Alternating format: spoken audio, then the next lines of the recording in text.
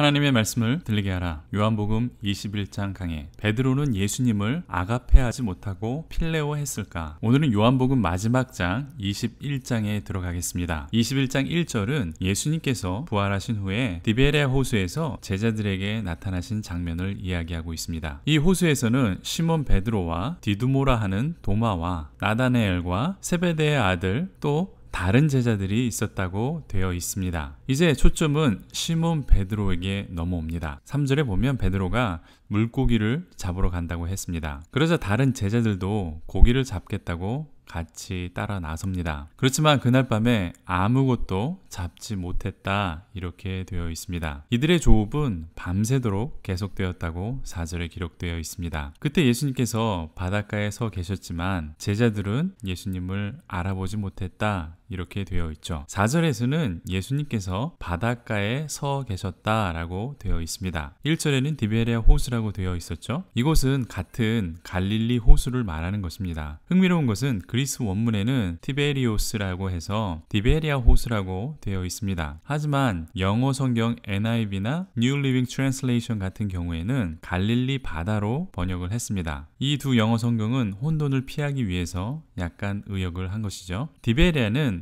갈릴리 호수 서쪽에 위치한 도시입니다. 그래서 이쪽에서는 디베리아 호수라고 갈릴리 호수를 부르고 있습니다. 갈릴리 호수 북쪽에는 가버나움이 있고, 그런데 당시 사람들은 호수가 크기 때문에 바다라고 불렀습니다. 당시 개념은 바다와 큰 호수를 같은 개념으로 불렀다는 것이죠. 그래서 갈릴리 호수는 갈릴리 바다라고 성경에 표기되어 있습니다. 또 디베리아 지역에서는 디베리아 바다라고 부르기도 했죠. 같은 장소이고 한 장소지만 다르게 부르는 것입니다. 영어 성경에도 킹 제임스 버전이나 대부분의 성경은 그냥 디베리아 바다 이렇게 번역이 되어 있습니다. 베드로와 제자들은 밤이 새도록 고기를 잡았지만 잡지 못했습니다. 그런 제자들에게 어떤 사람이 6절 보니까 이르시되 그물을 배 오른편에 던지라 그리하면 잡으리라 하시니 이에 던졌더니 물고기가 많아 그물을 두를 수 없더라 이렇게 기록이 되어 있습니다. 그물을 오른쪽에 던지니까 물고기가 엄청나게 잡혀서 끌어올릴 수 있다 이렇게 되어 있습니다. 7절의 베드로는 이분이 바로 예수님이라는 것을 알아냅니다. 이전에도 비슷한 사건이 있었기 때문에 베드로는 기억을 해낸 것이죠. 누가복음 5장에 보면 베드로가 처음 예수님을 만났을 때 밤이 새도록 물고기를 잡았는데 한 마리도 잡지 못했던 사건이 있었습니다. 그때도 예수님께서 깊은 데로 나가서 그물을 던지라고 명령하셨습니다. 그때 베드로는 그물이 찢어질 정도로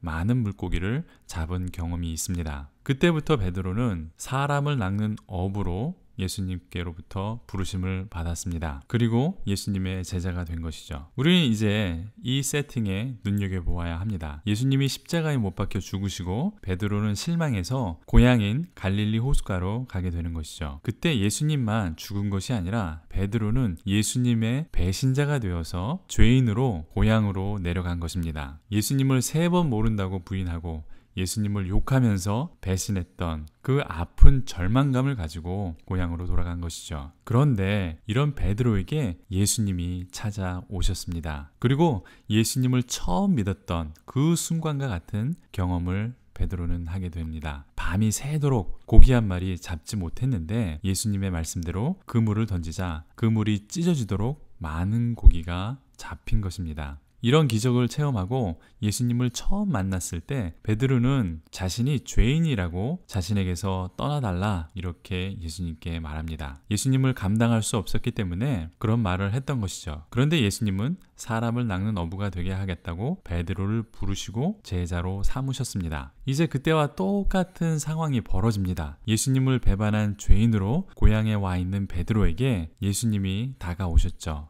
이 예수님을 알아본 베드로는 고기를 잡다가 호수로 뛰어내려서 예수님께 갑니다. 다른 제자들도 와서 보니까 거기에는 숯불이 있고 예수님이 고기를 굽고 같이 먹을 떡도 있다. 이렇게 9절에 기록이 되어 있습니다. 예수님께서는 아침을 베드로를 포함한 제자들에게 먹이십니다. 그리고 베드로에게 아주 중요한 것을 묻게 됩니다. 내가 나를 사랑하느냐? 이렇게 3번 묻습니다. 너무나 유명한 말씀이죠. 또 보편적인 해석은 내가 나를 사랑하느냐? 이 질문에 그리스어인 필레오 하느냐? 아가페 아니냐? 이 해석이 또 굉장히 보편적입니다. 예수님의 사랑은 아가페의 사랑이다. 조건 없는 사랑이다. 이렇게 베드로에게 물어보았습니다. 그리스어의 사랑은 아가페, 필레오 또는 필리아, 에로스, 스토르게 이렇게 되어 있습니다. 한 가지가 더 있는데 많이 사용하지 않아서 흔히 보통 4가지 경우가 있습니다. 아가페는 신적 사랑이나 조건 없는 사랑을 말합니다. 필레오는 또는 필리아라고 하는데 우정이나 친분을 표현하는 사랑입니다. 에로스는 이성 간의 사랑, 육체적인 사랑을 말하는 것이죠. 스토르게는 스토르고 이렇게 말하기도 하는데 가족 간의 사랑을 말하는 것입니다. 그런데 이제 예수님과 베드로의 대화를 보면 이 아가페와 필레오가 등장을 합니다. 예수님의 첫 번째 질문은 15절에 내가 이 사람들보다 나를 더 사랑하느냐? 이렇게 베드로에게 물었습니다. 그러자 베드로는 주님 그러하나이다. 내가 주님을 사랑하는 줄 주님께서 아시나이다. 이렇게 대답을 했습니다. 예수님의 질문에 사랑이라는 그리스어는 아가페로 쓰여 있습니다. 그런데 베드로의 대답은 필레오라고 대답을 합니다. 두 번째 질문에서도 16절에 보면 내가 나를 아가페 하느냐? 이렇게 묻고 베드로는 필레오 합니다. 이렇게 대답을 합니다. 세 번째 17절에는 내가 나를 필레이스 하느냐? 이렇게 묻고 베드로는 필레오 합니다. 이렇게 대답을 합니다. 필레이스나 필레오 같은 말입니다. 세 번째는 예수님께서 필레오 하느냐? 이렇게 바꾸어서 질문을 합니다. 이전에는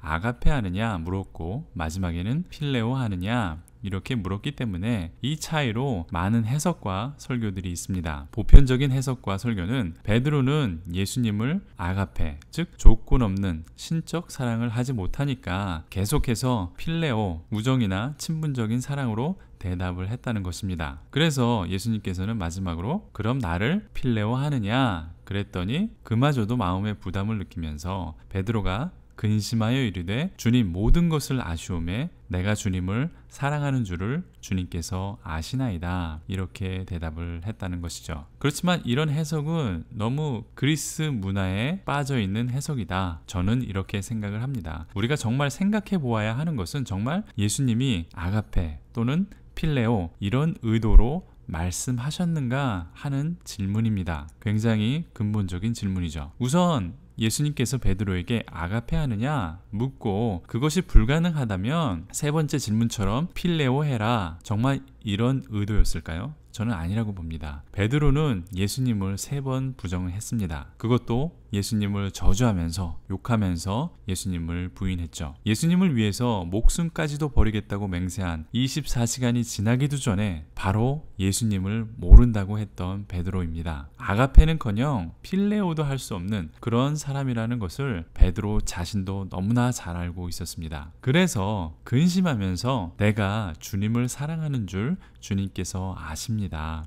이렇게 대답했던 것이죠. 베드로에게는 아가페나 필레오나 큰 차이가 없습니다. 또 한 가지 질문은 예수님께서 정말 아가페와 필레오를 구별해서 말씀하셨냐 이러한 질문입니다. 예수님께서 살던 당시에는 그 지역 사람들은 아람어와 히브리어를 사용하고 있었습니다. 보통 학자들은 예수님이 아람어를 사용했다. 그 당시 사람들이 사용했던 보편적인 언어인 아람어를 사용하셨다. 이렇게 기록이 되어 있습니다. 실제로 예수님이 아람어를 사용한 것이 성경에 나타나고 있습니다. 그렇지만 예수님은 랍비였고 선생님이라고 불리셨기 때문에 히브리어를 주로 사용했을 것이다. 이렇게 요즘 학자들은 주장을 합니다. 사도행전 26장 14절에도 다메섹으로 가던 바울에게 나타나셔서 히브리 말로 말씀하셨습니다. 때문에 예수님은 주로 히브리어와 아람어를 모두 사용했다. 이렇게 보고 있습니다. 그럼 히브리어에 사랑이라는 단어는 하나입니다. 아하브라는 단어를 씁니다. 아람어도 아하브 똑같은 단어를 쓰고 있습니다. 예수님은 베드로에게 아하브 하느냐, 나를 사랑하느냐 실제로는 이렇게 말씀하셨을 것입니다. 그렇다면 왜 요한복음은 아가페와 필레오를 이렇게 구별해서 기록을 했을까요? 결론부터 말씀드리면 신약 성경은 당시 사람들이 문서로 쓰는 그리스어를 사용했습니다. 때문에 그리스어적 수사학을 썼는데, 그리스어 문장은 같은 단어가 계속해서 반복되는 것을 피하는 경향이 있습니다. 다 그런 것은 아닙니다. 한 문장에서 사랑이라는 말이 여러 번 반복되면 좋은 문장이 아니기 때문에 의도적으로 같은 뜻의 다른 단어로, 즉 아가페와 필레오로 다르게 썼다는 것입니다. 아니면 문장을 끝내고 마침표를 찍고 짧은 문장 두세 개로 나누어서 중복을 피하기도 합니다. 이렇게 수사학적 표현일 뿐이다, 이렇게 주장하는 학자들도 있습니다. 반면 또 다른 학자들은 구약 성경을 히브리어에서 그리스어로 번역한 70인 역에도 사랑이라는 단어 아하브가 때로는 필레오, 때로는 아가페 이렇게 번역이 되어 있다는 것입니다. 즉 사랑은 사랑이지 그리스 문화의 개념으로 사랑을 4개나 5개의 개념으로 나누어서 번역하거나 말하지 않았다는 것입니다. 아가페와 필레오는 수사학적 표현이다, 사랑은 구별하여 기록하지 않는다. 그 증거는 창세기 37장 3절에서 4절에 보면 나옵니다. 요셉은 노년에 얻은 아들이므로 이스라엘이 여러 아들보다 그를 더 사랑하므로 그를 위하여 채색 옷을 지었더니 그의 형들이 아버지가 형들보다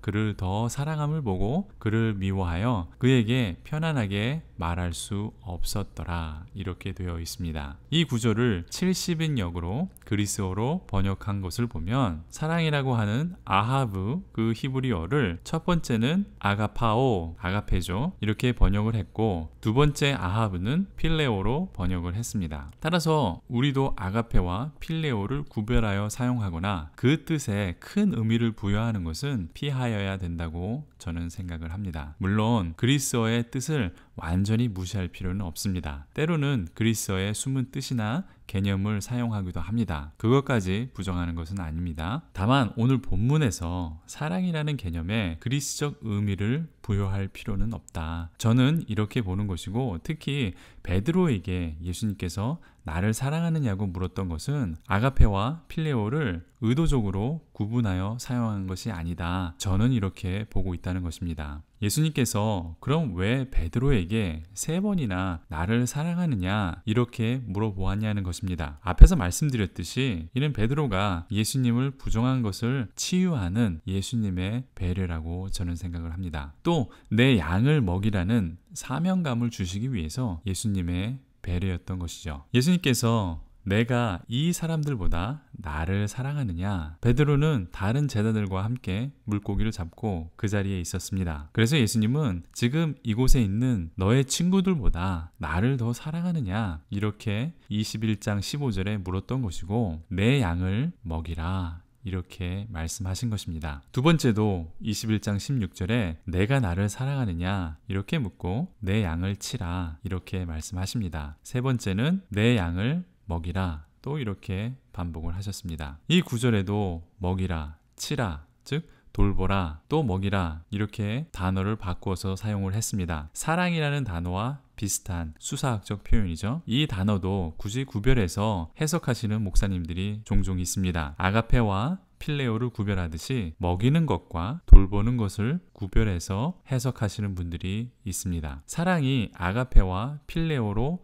반복을 피하는 것처럼 약간의 차이를 두어서 먹이는 것과 돌보는 것으로 반복을 피했다고 저는 그렇게 보고 있습니다. 여기에서 또 많이 오해하는 것은 내 양에 대한 개념입니다. 많은 목사님들이 교회의 성도님들을 내 양이다 이렇게 말합니다. 목사님의 양이다 이렇게 말하시는 분들이 종종 있습니다. 유명한 빤스 목사님의 사건도 이런 개념에서 나왔습니다. 내 양이면 빤스를 내리고 내 양이 아니면 빤스를 내리지 않는다 이렇게 말했는데, 이것이 내 양을 구별하는 방법이라고 설교했던 것입니다. 누가 누구의 양입니까? 예수님께서는 베드로에게 내 양을 먹이고 돌보라고 했습니다. 베드로의 양이 아닙니다. 목사의 양이 아닙니다. 우리 모두 예수님의 양입니다. 예수님께서 내 양을 먹이고 돌보라고 했던 것이죠. 목사도 예수님의 양인데, 다른 것은 예수님의 부르심을 입어서 전문 교육을 받고 지식을 가지고 자격을 갖추어서 예수님의 양인 성도들에게 하나님의 말씀을 전하고 먹이고 돌보는 일을 하는 그러한 같은 성도라는 것입니다. 맡은 직분이 다를 뿐이지 똑같은 양입니다. 여기에는 계급이나 높고 낮음의 신분의 차이가 없습니다. 목사나 직분이 있거나 없거나 누구나 다 우리는 예수님의 양입니다. 끝으로 이 시간은 요한복음의 마지막 강해였습니다. 예수님께서 베드로에게 나를 사랑하냐 물으셨던 그 의미와 일반적으로 아가페와 필레오를 구별해서 해석하는 것에 대한 문제점을 함께 살펴보았습니다. 요한복음의 결론은 이 앞장이었던 20장 31절에 오직 이것을 기록함은 너희로 예수께서 하나님의 아들 그리스도이심을 믿게 하려 함이요 또 너희로 믿고 그 이름을 힘입어 생명을 얻게 하려 함이니라. 이 구절이 결론의 구절입니다. 예수님이 하나님의 아들이시며 구약에서 약속하신 메시아 그리스도이라는 것을 믿고 생명 즉 영원한 생명을 얻으라고 기록을 했다는 것입니다. 특히 요한복음은 예수님의 신성을 강조하고 있습니다. 바로 예수님이 하나님이시다. 이렇게 계속해서 1장부터 21장까지 계속해서 우리들에게 말씀하셨습니다. 때문에 저는 예수님이 누구신가 하는 이 요한복음의 주제로 계속해서 다루었습니다. 예수님이 어떤 분이신지 1장부터 21장까지 함께 나누어 보았습니다. 구독해 주시고 경청해 주신 구독자 여러분께 감사드립니다. 계속해서 요한계시록 강해로 이어지고 있습니다. 다음에는 구약으로 이어서 강해를 하겠습니다. 구독과 좋아요를 눌러주시면 저에게 큰 힘이 됩니다. 내용이 괜찮고 새로운 관점으로 여러분들께 도움이 됐으면 합니다. 주변에 추천해 주시고 공유해 주십시오. 제가 부족해서 많은 사람들이 잘 모르고 있습니다. 요한복음 강의를 들어주셔서 감사합니다.